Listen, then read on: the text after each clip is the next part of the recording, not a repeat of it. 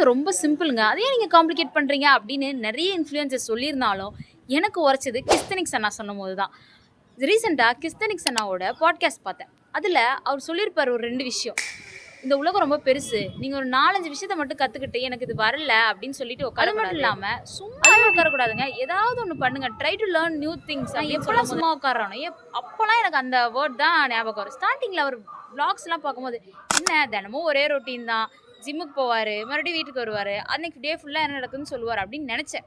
ஆனா போக போக நானே அவரோட ஃபாலோவரா மாறிட்டேன்னு தான் சொல்லணும். பிகாஸ் அவரோட வீடியோஸ் அவ்ளோ சிம்பிளா, பீஸ்ஃபுல்லா இருக்கும். அது மட்டும் இல்லாம சீரிஸ்னு ஒண்ணு பண்ணாருங்க. அதுதான் அவரோட பீக்னே சொல்லலாம். பிகாஸ் அங்க இருக்க இயற்கை, அங்க இருக்க மக்கள் கூட அவர் எப்படி சர்வை பண்ணாரு அப்படின்றதெல்லாம் ரொம்ப அழகா காமிச்சிருப்பாரு. இப்ப புதுசா பெயிண்ட் பண்ண ஆரம்பிச்சிருக்காரு. சின்ன வயசுல விட்ட பெயிண்டிங், ஸ்விம்மிங் கிளாஸ் போறாரு. அடுத்து காம்படிஷன்லாம் கலந்துக்க போறாராம். அவரோட வாழ்க்கை அப்டேட் ஒரு ஒரு நாள் நானும் என் தம்பியும் உட்காந்து பார்த்துட்டு இருப்போம். கிறிஸ்டனிக்ஸ் அண்ணா சொல்ற டயலாகோட இந்த வீடியோ முடிக்கிறேன். கடினமா இருங்க. வரேன்.